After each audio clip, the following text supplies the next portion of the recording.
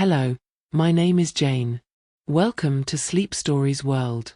What if I told you that the reason you can navigate anywhere in the world today began with a carpenter who refused to give up? For centuries, sailors died because no one could solve one simple problem: knowing where you were on the open ocean. Kings offered fortunes. Geniuses failed. Until a self-taught clockmaker from a tiny English village spent his entire life building something impossible. This is the story of John Harrison and the search for longitude, a tale of obsession, precision, and one man's quiet battle against the greatest scientific minds of his age. Tonight, let this gentle journey through history carry you peacefully into sleep, as we explore how human persistence solved a problem that once seemed beyond reach. Close your eyes, get comfortable, and let's begin. But first, let's prepare your space for rest. Ensure you're somewhere comfortably cool, dark, and quiet. If you need to adjust anything, your curtains, your temperature, your pillows, please do so now. When you're ready, lie down and let yourself settle into your bed. Feel the weight of your body being supported. You may want to cover yourself with a light blanket as your body relaxes. Now, gently close your eyes. There's nothing you need to see anymore tonight. Your only task now is to be here, allowing yourself to receive the gift of rest. Take a deep breath in through your nose. And exhale slowly through your mouth. Breathe in deeply, feeling your chest expand. Breathe out, feeling your body sink deeper into your bed. In and out. With each breath, you're signaling to your body that it's safe to rest. Now, imagine being surrounded by a warm, vibrant light. This light is gentle and comforting, carrying with it a deep sense of peace and safety. As you breathe in, let this warm light fill your chest. As you breathe out, imagine it spreading gently through your upper body. Breathe in, and let the light expand through your shoulders, your arms, your back. Breathe out, and feel it filling your stomach, your neck, your head, every space within you glowing softly. If a thought comes by, acknowledge it like watching a leaf float by on a gentle stream, and then let it drift away. There will be time for those thoughts later. Now is for rest. On your next breath in, let the warm light travel downward.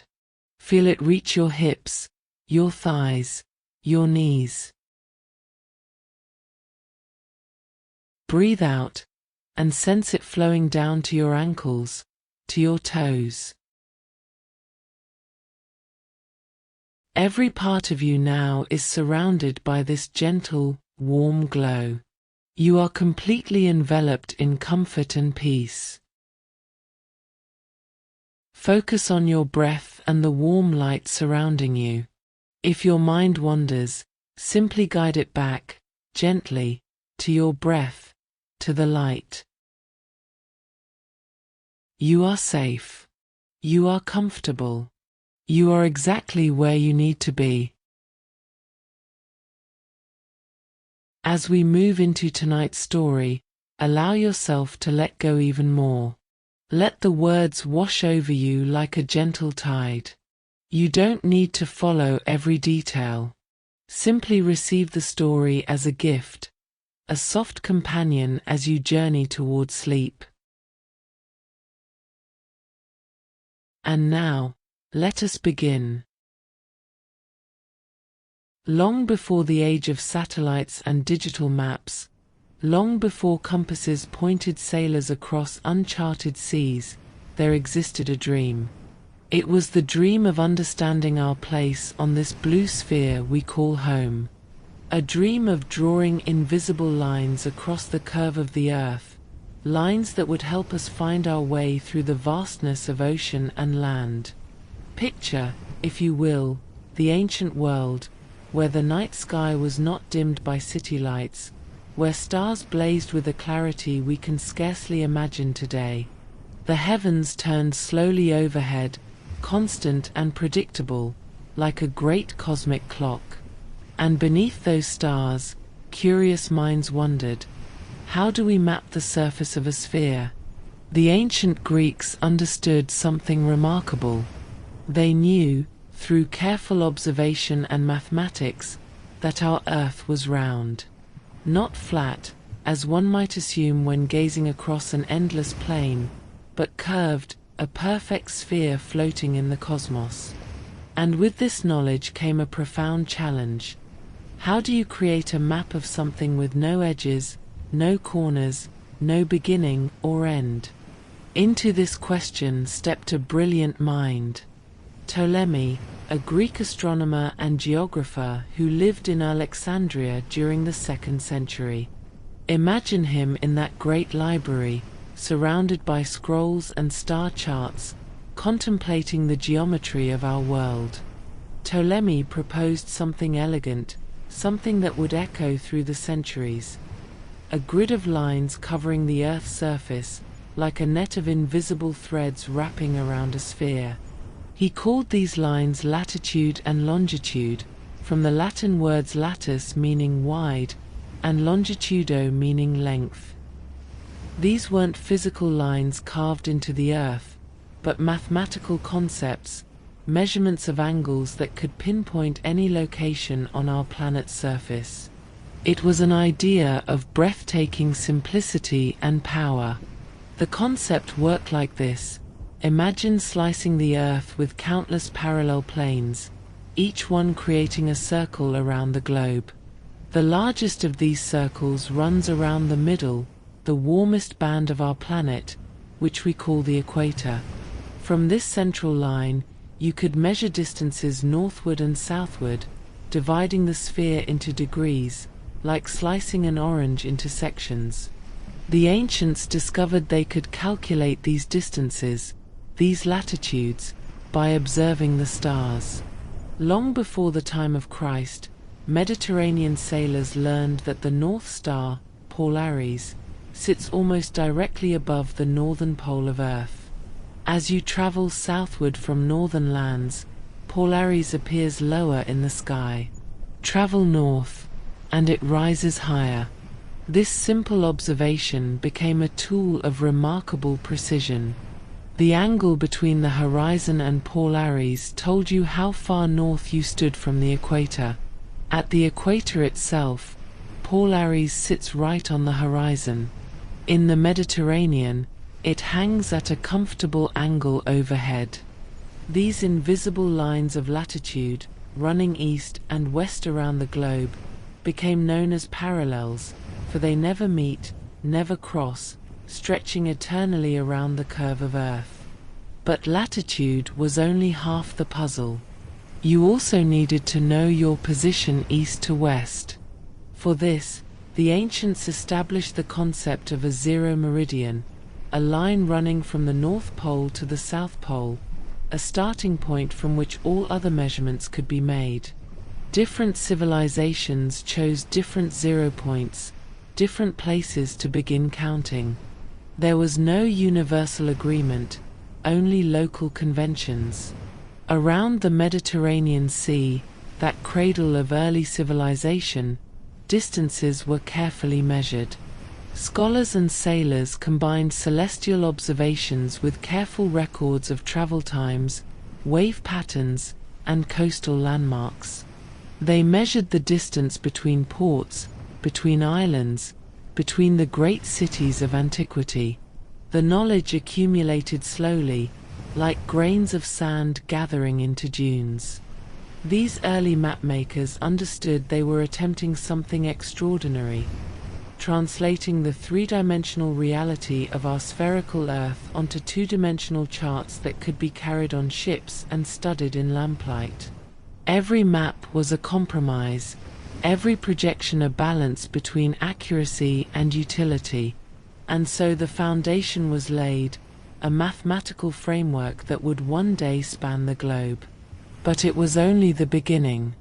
For while the ancients could measure their position north and south with the stars, the question of east and west, the problem of longitude, would remain unsolved for centuries to come. It would haunt sailors, challenge monarchs, and inspire a clockmaker's genius in ways no one could yet imagine. As the ancient world gave way to new ages, as the Mediterranean ceased to be the limit of human ambition, this unfinished dream would grow more urgent.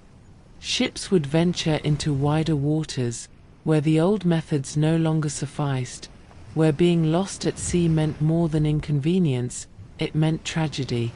But that part of our story awaits, just ahead, drifting toward us like a ship approaching through evening mist. For centuries, the Mediterranean had been enough, that enclosed sea cradled by Europe, Africa, and Asia, where landmarks were never far away, where experienced sailors knew every island, every headland, every shifting pattern of wind and current. Here, the ancient methods sufficed. Here, navigation was almost an art of familiarity.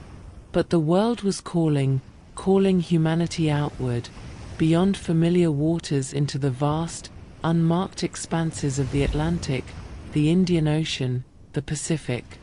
The age of exploration was dawning, and with it came a problem that would claim thousands of lives and countless ships, the problem of longitude. Imagine yourself aboard a sailing vessel in the late 15th century, watching the coast of Portugal fade behind you. You're heading south along the African coast, or perhaps west into the Atlantic's blue mystery. Your captain can tell you with reasonable accuracy how far north or south you've traveled. The sun at noon, the stars at night, these celestial guides reveal your latitude with mathematical certainty. But east and west? That's another matter entirely. That's the riddle that has no easy answer. As your ship runs before the wind, day after day, the question haunts every officer, every navigator. How far have we actually traveled? Where, precisely, are we on this vast sphere? The problem is time, though it would take humanity a long while to fully understand this. You see, Earth rotates once every 24 hours, spinning like a great ball beneath the fixed stars. This means that every hour, every location on the equator moves through 15 degrees of longitude. If you could somehow compare the time at your current location with the time back at your home port, you could calculate exactly how far east or west you'd traveled. But there, in that simple word if, lay an ocean of difficulty. How do you know what time it is back home when you're 1,000 miles at sea? How do you carry home's time with you across rolling waves, through storms and calms, through tropical heat and polar cold? The ships ventured out anyway, driven by spices and silk, by gold and glory, by the eternal human hunger to see what lies beyond the horizon. Portuguese navigators pushed down the coast of Africa, seeking the route to India that would break Venice's monopoly on eastern trade. Spanish ships crossed the Atlantic, stumbling into continents they never expected to find. And they got lost. Oh, how they got lost. Not in the sense of wandering aimlessly, they could still steer by compass, still measure their latitude, but lost in the precise meaning of the word, not knowing where they were. A ship might aim for an island and sail right past it, hundreds of miles to the east or west, never knowing how far off course the currents had pushed them during the night. Dead reckoning. they called their method. The navigator would estimate speed through the water, measure it with a rope and wooden chip tossed overboard, count the knots that passed through his fingers in a measured time. He would note the compass heading, calculate the day's progress, mark it on his chart. Day after day, estimation piled upon estimation, each one carrying its small error, the errors accumulating like compound interest. A current you didn't notice, running silently beneath the keel, could push you 30 miles off course in a day. Do that for a week, and you're over 200 miles from where you think you are. Do it for a month, and you might as well be sailing blind. The voyages to the Far East brought these errors into sharp, sometimes fatal focus. Ships following Vasco da Gama's route around Africa to India would make the long crossing from East Africa to the Indian subcontinent, sailing for weeks out of sight of land. They knew their latitude, they could see that in the stars, but their longitude was guesswork dressed up as mathematics. Some arrived safely, their estimates lucky, or their pilots experienced enough to recognize the coast when it finally appeared. Others missed their landfalls entirely, sailing past harbors and safe anchorage, wasting precious weeks searching, running low on water and provisions. Some simply vanished, claimed by reefs they never saw coming, by shorelines that appeared where no land should have been. And it wasn't just merchant ships. Naval fleets, carrying the power and prestige of nations, could be scattered across hundreds of miles of ocean, each ship with a slightly different estimate of position, each captain thinking he knew where he was, none of them quite certain. The maritime nations began to realize this was more than an inconvenience. It was a crisis of navigation, a fundamental gap in human knowledge that grew more dangerous with every ship that sailed beyond familiar waters. It was a problem that demanded a solution, though what that solution might be, no one yet knew. Some suggested sailing only along known latitudes, reaching the right parallel and then turning east or west, trusting that you'd eventually hit your destination. Clumsy, time-consuming, but safer than guessing. Others proposed elaborate systems of astronomical observation, seeking some celestial clock that might reveal the passage of time. But none of these methods worked well enough, consistently enough, to solve the problem. And so the question hung in the air of every admiralty, every guild of merchant venturers. How do you measure your position east and west when you're beyond sight of land? How do you carry time itself across the ocean? The answer would require genius, would require precision undreamed of, would require a craftsman willing to devote his entire life to the patient ticking of impossibly accurate mechanisms. But we're not quite there yet in our story. First, we must watch as brilliant minds try other paths, other solutions, each one approaching the problem from a different angle. In the year 1610, in the city of Padua, a middle-aged mathematician named Galileo Galilei turned his newly improved telescope toward the night sky. What he saw would change not only astronomy, but would offer what seemed, at first, like an elegant answer to the longitude problem. Galileo was observing Jupiter, that giant wanderer among the stars, that bright planet visible to the naked eye. But through his lens, something remarkable appeared. Tiny points of light flanked the planet, 4 of them, arranged in a line like celestial attendants. Night after night, Galileo watched, and night after night, these points of light moved, dancing around Jupiter in their orbits. They were moons. Jupiter had moons. 4 bright satellites circling the giant planet with mathematical precision, each one keeping its own rhythm, its own celestial schedule.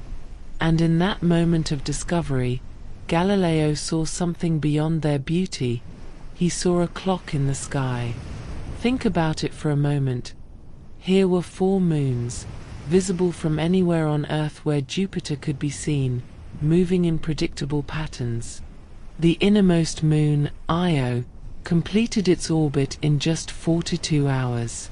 Europa took 3.5 days. Ganymede, 7 days. Callisto, more than 16. They would pass in front of Jupiter, disappear behind it, cast their tiny shadows on its face, all on a schedule as regular as clockwork. If you could predict when these events would occur, when a moon would vanish behind Jupiter, when it would emerge, you would have a universal timepiece. A sailor in the Pacific could observe the same eclipse of Io as an astronomer in Rome. If the sailor knew when that eclipse was supposed to occur back in Rome, he could compare it with his local time and calculate his longitude. It was brilliant, in theory. Galileo established his own zero meridian, his own starting line for measuring longitude. He created tables predicting the movements of Jupiter's moons, intricate calculations showing when each satellite would appear and disappear. He offered this method to various maritime powers, hoping for patronage and recognition. But there was a problem. Actually, there were several problems, each one rooted in the practical realities of life at sea. To observe Jupiter's moons with enough precision to time their eclipses, you needed a telescope. Not a simple spyglass, but a proper telescope with magnification strong enough to see those tiny points of light clearly. Now, imagine trying to hold such a telescope steady on the deck of a ship. The vessel rises and falls with the swells, pitches forward and back, rolls side to side. You're trying to keep a magnified image of Jupiter centered in your view while the world beneath you moves in 3 dimensions. The planet dances wildly in your eyepiece, appearing and vanishing, impossible to track with any precision. Galileo knew this was a problem. His solution was optimistic. He designed a helmet, an elaborate contraption that would be worn on the observer's head. The helmet incorporated the telescope, holding it steady relative to the wearer's eyes, with a system meant to stabilize the view. Imagine an astronomer on a heaving deck, wearing this unwieldy device, trying to time the precise moment when a tiny moon disappeared behind a distant planet. It didn't work. Not really. Not in any practical sense for navigation at sea. The method was too delicate, too dependent on steady observation and clear skies. A ship's navigator needed to know his position even when clouds covered the sky, even in rough weather when keeping one's footing was challenge enough, never mind timing celestial events through a telescope. But Galileo's idea wasn't entirely wasted. The French, always methodical in their scientific pursuits, saw value in the concept, not for ships, but for mapping the world itself. If you could set up a proper observatory on land, with sturdy mounting for your telescope, you could use Jupiter's moons to determine longitude with unprecedented accuracy. The French approach to longitude became one of careful astronomical observation from fixed positions. They sent expeditions around their empire, to distant islands and colonial outposts, each one equipped with telescopes and astronomical tables. These observers would watch Jupiter's moons, time their eclipses, and compare these timings with predictions made for Paris. Gradually, painstakingly, a more accurate map of the world emerged. Coastlines shifted on charts as their true longitudes were calculated. Islands moved, on paper at least, to their correct positions. The Mediterranean Sea, it turned out, was not quite as wide as everyone had thought. The distance from Paris to far-flung French territories became known with new precision. This was valuable work, important work. It revealed how wrong many of the old maps had been, how much guesswork had been accepted as fact. But it didn't solve the sailors' problem. A captain on a merchant vessel couldn't carry an observatory. He couldn't spend hours each night watching Jupiter through a mounted telescope, waiting for a moon to emerge from behind the planet. The French method worked for mapmakers, for scientists, for the slow, careful business of charting the world. But the sea demanded something else. It demanded a solution that could work on a moving deck, in imperfect conditions, without requiring astronomical expertise or delicate instruments. The maritime nations of Europe, England, France, Spain, the Netherlands, all recognized this. They offered prizes, encouraged inventors, supported astronomical research. Each nation approached the problem slightly differently, with different emphases, different hopes about where the solution might lie. And yet, for all the telescopes pointed at Jupiter, for all the astronomical tables and calculations, for all the brilliant minds applied to the problem, ships still got lost. Fleets still miscalculated their positions. The longitude problem remained unsolved, a puzzle that had defeated astronomy's best efforts to crack it from above. What was needed, though few yet realized it, wasn't something to look at in the sky, but something to listen to on the deck. Not the vast, slow clockwork of the heavens, but a small, precise clockwork that could survive the sea. That realization was coming, slowly, like dawn approaching across dark water. England, that seafaring nation whose power and prosperity depended on ships, took a characteristically pragmatic approach to the longitude problem. While the French pursued astronomical elegance, the English were willing to consider any solution that worked, whether it came from the stars above or from the mechanisms of human craft. In 1675, King Charles II established the Royal Observatory at Greenwich, on a hill overlooking the Thames. Its purpose was clear and practical: to improve navigation by perfecting the astronomical tables needed for determining position at sea. The building itself was modest, but its mission was grand: to map the heavens with such precision that sailors might find their way by the moon and stars. Greenwich became more than an observatory. It became a reference point, England's own zero meridian.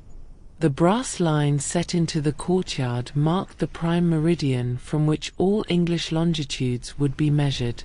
Time itself would eventually be defined by Greenwich Mean Time, the heartbeat by which an empire would run its clocks.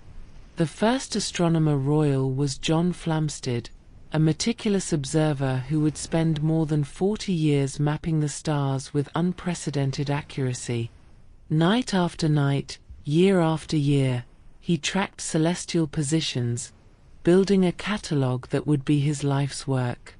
Flamsteed understood that accurate navigation required accurate star charts, and accurate star charts required patience beyond measure.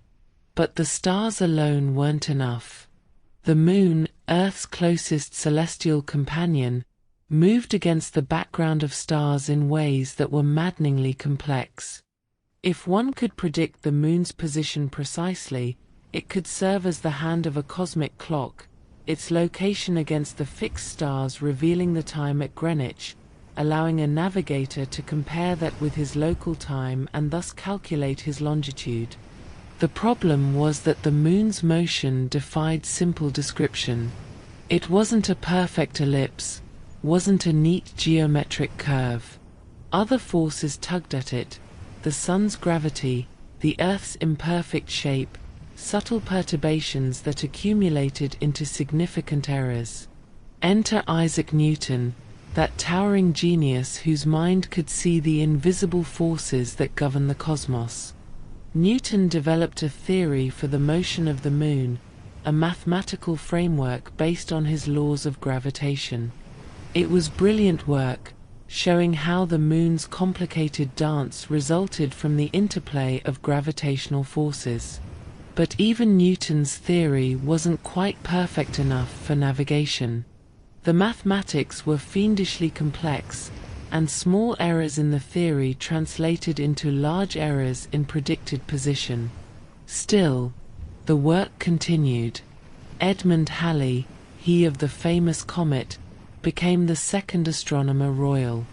Halley worked to refine lunar tables, to make the moon's predicted positions accurate enough for practical navigation. It was painstaking work, comparing predictions with observations, adjusting the mathematical models, trying to squeeze more precision from the calculations. Years passed. Decades. The observatory at Greenwich accumulated data, trained astronomers, refined its instruments. The lunar distance method, determining longitude by measuring the moon's position against background stars, seemed perpetually on the verge of becoming practical. But on the verge wasn't good enough when lives were at stake. On the night of October 22nd, 1707, this became tragically clear. A fleet of British naval vessels was returning from the Mediterranean, approaching the English coast in thick fog. Admiral Sir Cloudesley Shovel, commanding the fleet, believed they were safely west of the dangerous Scilly Isles. They were not. 4 ships struck the rocks of Scilly that night. Nearly 2,000 men died, including the admiral himself. The disaster sent shockwaves through England.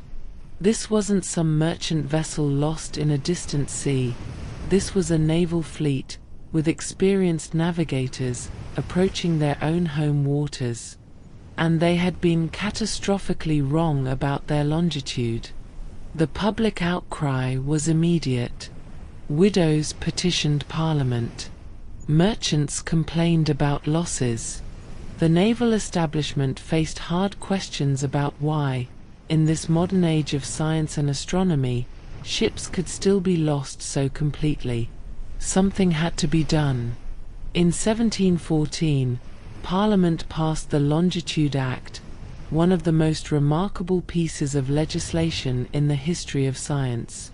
It established the Board of Longitude, a committee empowered to examine proposed solutions and award prizes for methods that worked.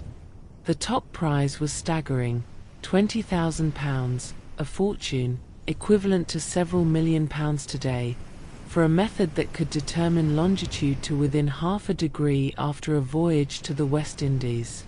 Lesser prizes were offered for less accurate methods, but it was that top prize that captured imaginations. £20,000 for solving a problem that had stumped the greatest minds in Europe. The board would consist of scientists, naval officers, and government officials. They would be rigorous, demanding, skeptical, as they needed to be, given the parade of crackpots and dreamers that such a prize would inevitably attract.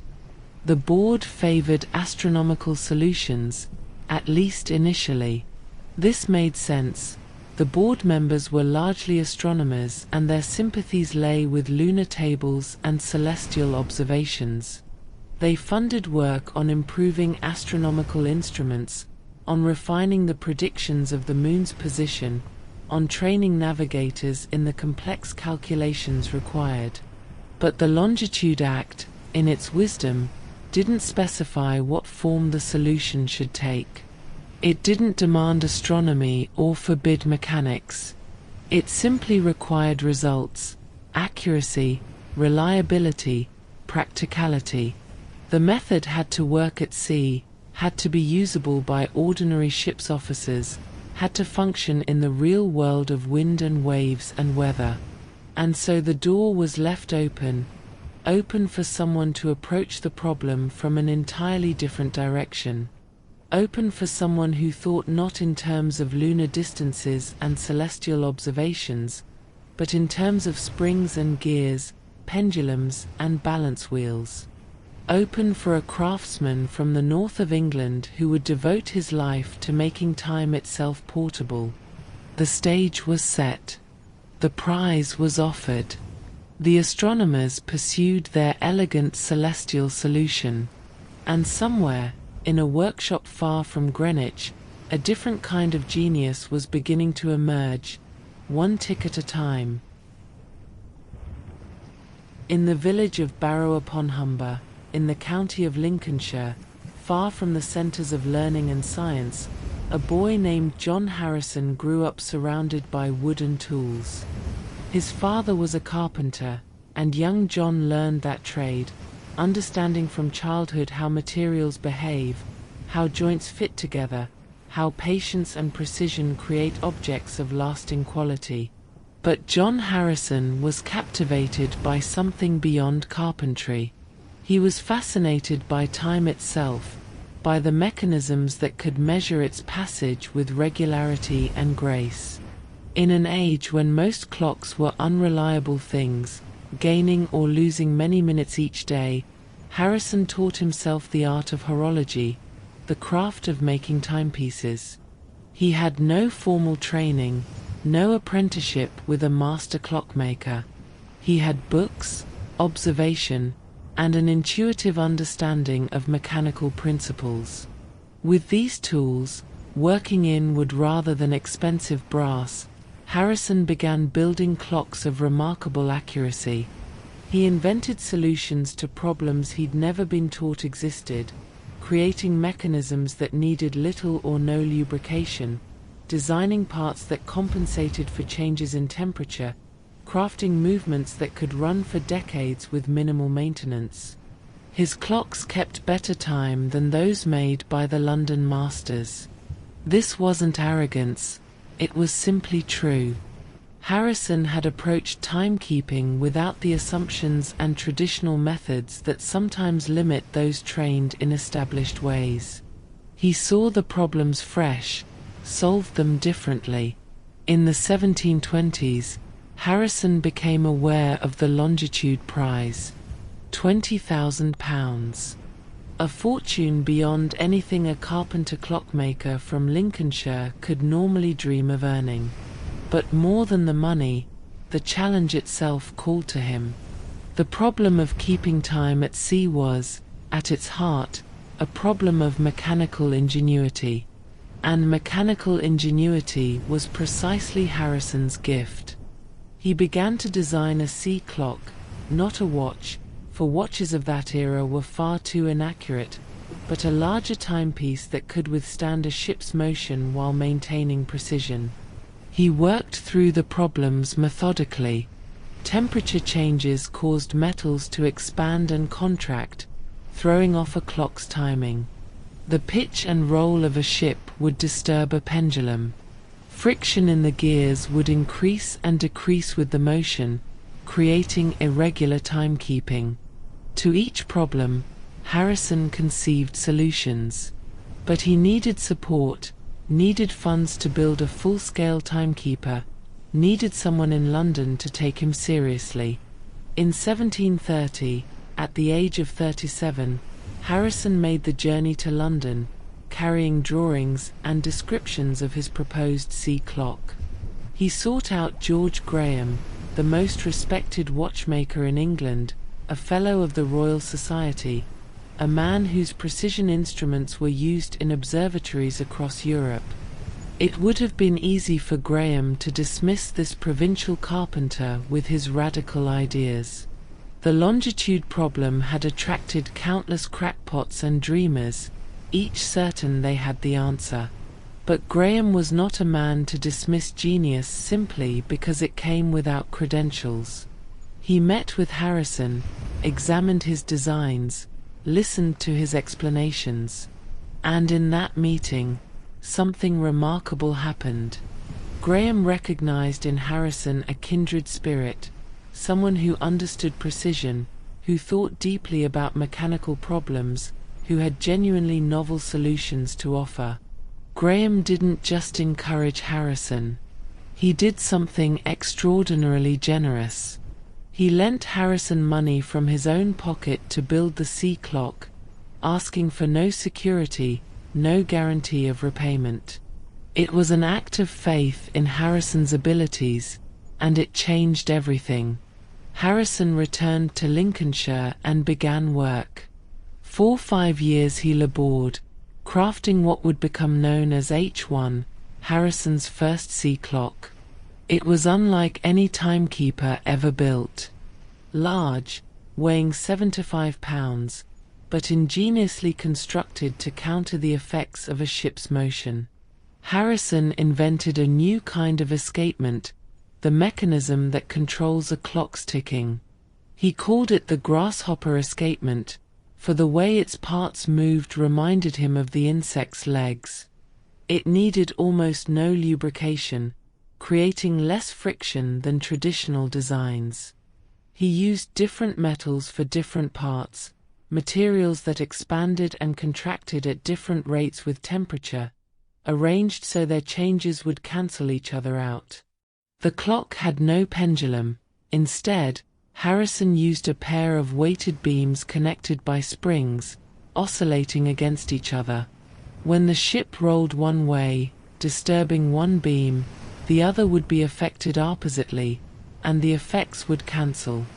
It was brilliantly conceived, exquisitely executed. In 1736, H1 was ready for testing. The Royal Navy provided a ship, HMS Centurion, for a voyage to Lisbon and back. Harrison went aboard with his timekeeper, tending it, observing it, recording its performance as the ship sailed south through the Bay of Biscay and then returned. The clock performed well. On the return voyage, Harrison's timekeeper allowed him to correct the ship's navigator, who had miscalculated their position. Harrison knew where they were. The clock had kept good enough time to calculate longitude. When land appeared, it confirmed Harrison's position, not the navigator's. It should have been a triumph. The Board of Longitude examined H1, acknowledged its promise, awarded Harrison a portion of the prize money to continue his work. But Harrison himself was not satisfied. He had seen flaws, areas where the mechanism could be improved. H1 worked, yes, but it wasn't perfect. Not yet. Not good enough to win the full prize, not good enough to satisfy Harrison's own exacting standards. And so, rather than claiming success, Harrison told the board he could do better. He would build a second timekeeper, an improved version that would address the shortcomings he'd observed. The board, impressed by this honesty and determination, agreed to continue their support. Harrison began work on H2, already envisioning the refinements that would make it superior to its predecessor. He was on the path now, committed to a quest that would consume the rest of his life. The problem of longitude would become his problem, personally and completely. Tick by tick, adjustment by adjustment, he would pursue perfection. H2 took shape in Harrison's workshop over the next 2 years. It was an evolution of H1, incorporating lessons learned from that first sea trial. Harrison refined the temperature compensation, improved the balance mechanism, reduced the overall weight.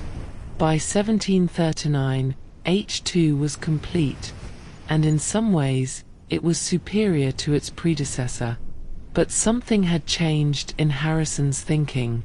As he examined H2, prepared it for sea trials, he realized he could do better still. Much better. The design was sound, but not optimal.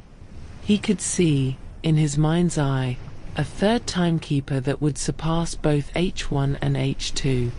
And so, in a decision that must have puzzled the Board of Longitude, Harrison set H2 aside, untested, and began work on H3. This third timekeeper would consume nearly 2 decades of Harrison's life. 19 years of refinement, adjustment, innovation. It wasn't that Harrison worked slowly. Rather, he worked relentlessly, always seeing possibilities for improvement, always pushing toward greater precision. During this period, Harrison invented solutions to problems that extended far beyond horology. He developed the bimetallic strip, two different metals bonded together that bend predictably with temperature changes. This simple but brilliant device would eventually be used in thermostats and switches around the world. He invented caged roller bearings, reducing friction in rotating mechanisms. These weren't just clock improvements, they were fundamental advances in mechanical engineering. H3 grew more complex, more sophisticated. Harrison incorporated a circular balance instead of the weighted beams used in H1 and H2. He added his bimetallic strips to compensate for temperature with unprecedented accuracy.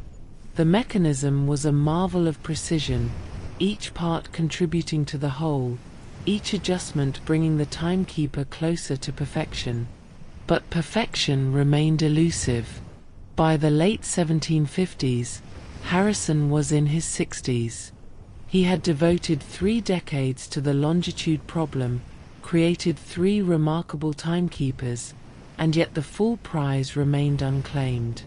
The board of Longitude continued to support him, but their patience was not infinite. Other approaches were showing promise. Tobias Meyer's lunar tables, refined through careful observation, were making the astronomical method more practical. And then, Harrison had an insight that changed everything. What if he had been thinking about the problem wrong? What if, instead of building a large clock designed to resist a ship's motion, he built something smaller? A large watch, perhaps, small enough that its internal forces would overcome the ship's disturbances through sheer mechanical advantage? It was a radical departure. Everything Harrison had built before, H1, H2, H3, had been substantial mechanisms, weighing tens of pounds, filling considerable space. Now he would create something that could be held in 2 hands. Something elegant. Something that didn't fight against the ship's motion through mass and counterbalancing, but transcended it through entirely different mechanical principles. H4 emerged from Harrison's workshop in 1759. It was beautiful. Only 5 inches in diameter, housed in a silver case, with an ornately decorated dial. It looked like a gentleman's pocket watch enlarged to the size of a dinner plate. But inside that decorative case beat a mechanism of breathtaking precision. Harrison had reimagined everything. The escapement was different from his earlier designs. The balance wheel oscillated 5 times per second, fast enough that the ship's motions couldn't disturb its regularity. Every part was crafted to tolerances that pushed the limits of 18th century manufacturing. The result was a timekeeper that didn't just work at sea, it worked with accuracy that would have been considered excellent even for a stationary clock in an observatory. In 1761, H4 was ready for its ultimate test. The Board of Longitude arranged a voyage to Jamaica aboard HMS Deptford. But Harrison himself was now 68 years old, too old for the rigors of such a voyage. Instead, his son William would go as curator of the timekeeper, responsible for winding it daily, recording its performance, protecting this precious mechanism that represented his father's life's work. The ship was commanded by Captain Dudley Digges. William Harrison boarded with H4 carefully secured, along with a record book to note the time shown each day. The voyage would take months, across the Atlantic to Jamaica, time spent in port, then the return to England. Throughout that time, H4 would need to keep time accurately enough to determine longitude within the prize requirements, half a degree, which translates to about 30 nautical miles at the equator. The Deptford sailed from Portsmouth on November 18, 1761. William Harrison tended H4 faithfully, winding it each day, recording its time, shielding it from spray and damp. The timekeeper ticked steadily through calm seas and rough, through tropical heat and Atlantic storms, seemingly indifferent to the motion and conditions that would have defeated lesser mechanisms. When the Deptford arrived in Jamaica, William used H4 to calculate the longitude of Port Royal. When the astronomical observations were completed and the true longitude determined, H4's calculation was remarkably close, astonishingly close. On the return voyage, the watch continued to perform magnificently. After 81 days at sea, H4 had lost only 5 seconds. 5 seconds. This translated to an error of just over 1 nautical mile in longitude. It hadn't just met the requirements for the prize, it had exceeded them spectacularly, performing nearly 10 times better than necessary. William Harrison returned to England triumphant, certain that his father's decades of work would now receive their due recognition. The full prize, £20,000, seemed assured. How could the board possibly deny it? H4 had proven itself beyond any reasonable doubt. But reasonable doubt, it turned out, was not what Harrison faced. The Board of Longitude, dominated by astronomers who had long favored the lunar distance method, was reluctant to award the full prize to a mere watchmaker. They questioned whether H4's performance was repeatable. They suggested additional trials. They moved the goalposts, changing requirements, adding conditions. Harrison was furious, and rightly so. He had delivered exactly what was asked for, a method to find longitude at sea with unprecedented accuracy. But recognition, it seemed, would be almost as difficult to achieve as the technical breakthrough itself. The struggle was far from over. The Board of Longitude was unmoved by a single successful voyage, no matter how spectacular H4's performance had been. They demanded a second trial, under different conditions, to prove that the result was not mere fortune. And they wanted something more. They wanted to understand how H4 worked, to ensure that others could replicate Harrison's achievement. This last demand particularly stung. Harrison had spent 40 years developing his timekeepers, and now the board wanted him to reveal all his secrets before awarding the prize. It was as if his lifetime of work meant nothing without the ability to hand the knowledge to others. In 1764, a second sea trial was arranged. Once again, William Harrison would sail with H4, this time aboard HMS Tartar bound for Barbados. Once again, the timekeeper performed magnificently, losing only 15 seconds over a voyage of more than 5 months. Once again, the results exceeded the prize requirements by a substantial margin. And once again, the board hesitated.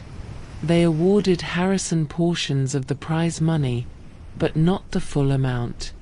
They commissioned Larcom Kendall, one of London's finest watchmakers, to create an exact copy of H4, to prove that the design could be reproduced. This copy, known as K1, took Kendall 2 years to complete and cost £450, a fortune in itself, nearly half what a skilled craftsman might earn in a lifetime. Meanwhile, the astronomical approach was also bearing fruit. Tobias Meyer, a German astronomer, had refined the lunar distance tables to remarkable accuracy before his death in 1762.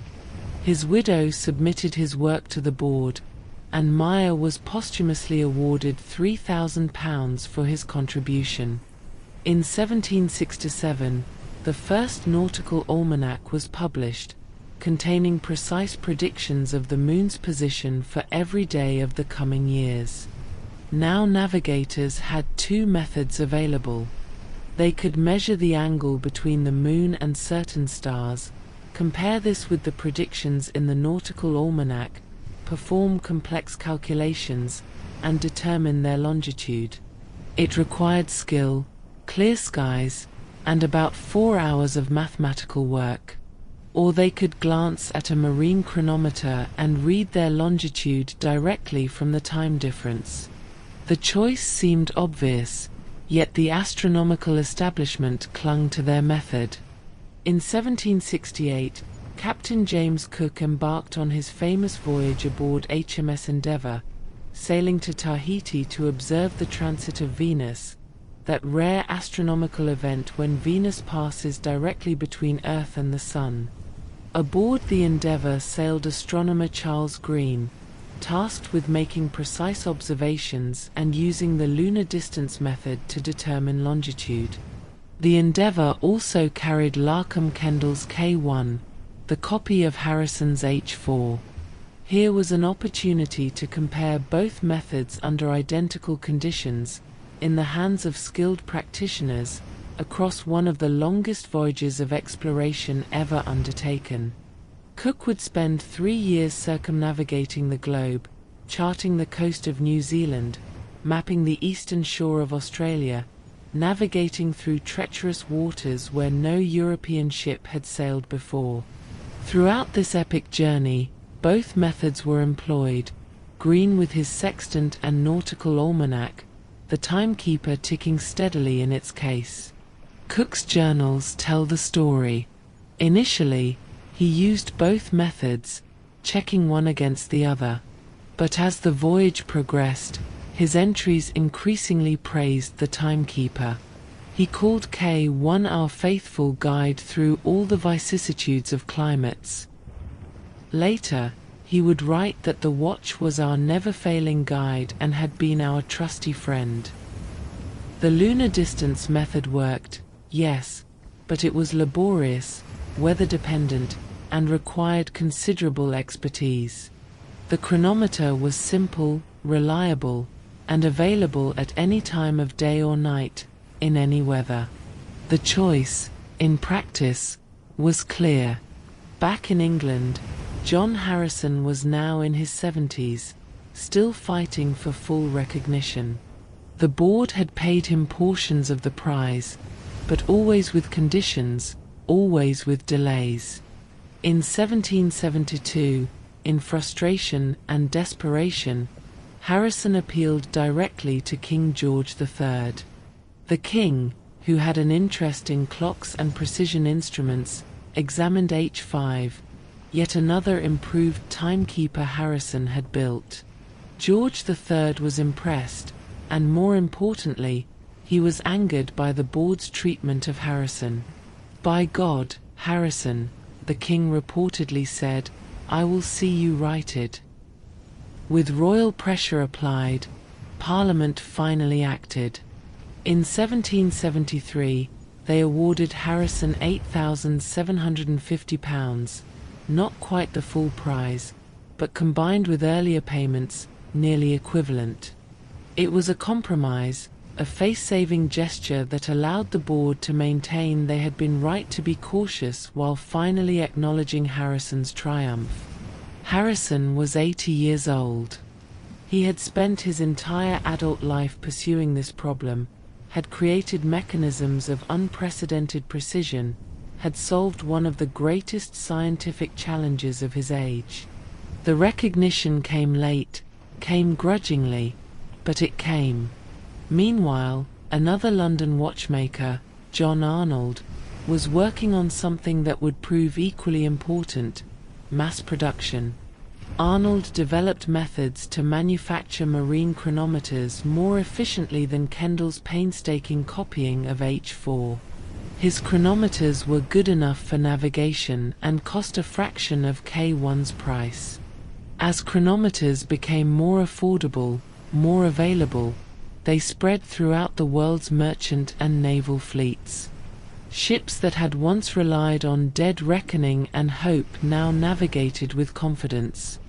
The age of getting lost at sea was ending, not through astronomy's complex calculations, but through the steady ticking of precise mechanisms. John Harrison died on March 24, 1776, at the age of 82. He died knowing that his method had won, that chronometers were sailing on ships around the world, that the problem he had dedicated his life to solving was solved. His timekeepers, H1, H2, H3, H4, and H5, survive to this day, displayed at the Royal Observatory in Greenwich, not far from that brass line marking the prime meridian. They still work, these mechanisms built centuries ago by a carpenter from Lincolnshire who taught himself to capture time in springs and gears. The longitude problem had seemed impossible, a puzzle that defeated astronomy's greatest minds, that required precision beyond what 18th century technology could provide. But Harrison proved that with patience, with dedication, with an unwavering commitment to excellence, the impossible could become merely difficult, and the difficult could become routine. Ships still cross the oceans, though now they navigate by satellites rather than chronometers. GPS has replaced the sextant and the timekeeper, but the principle remains Harrison's: knowing the time precisely, comparing it with local time, calculating the difference. The technology has changed, but the mathematics he relied upon endure.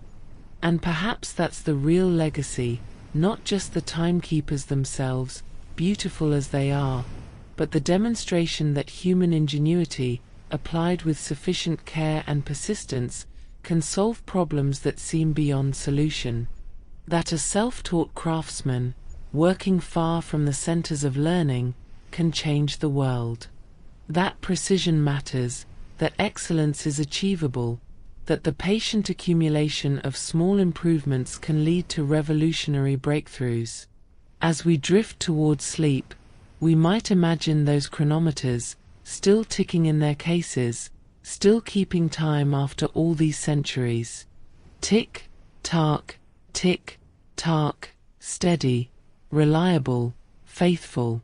The sound of human achievement, the rhythm of persistence, the gentle pulse of a problem solved, 1 second at a time. Sweet dreams, and may you always find your way home.